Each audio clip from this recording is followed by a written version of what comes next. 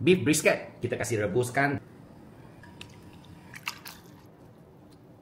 Halia, bawang besar, bunga lawang, lada putih, kayu manis dan bay leaf. Perasa hanya garam. Asalnya didih, tukar ke api kecil dan continue 2 jam. Macam mana nak kurus kalau Asyik rasa lapar? Garam dan rebus untuk 15 minit. Macam mana ni ya? 1 kilo sudah capai RM20 Dah 2 jam.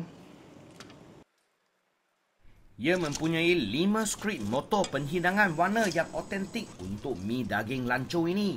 Putih, murni dan suci. Itu mi lah dengan robak putih. Daging yang berwarna kuning kenyal. Sup yang berwarna jernih tapi penuh dengan aroma. Warna hijau segar manis daun ketumbar. Dan warna merah yang membangkitkan selera cili oil.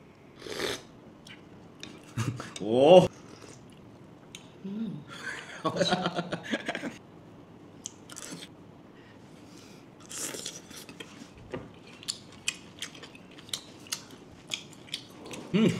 Wangi dan sedap sangat.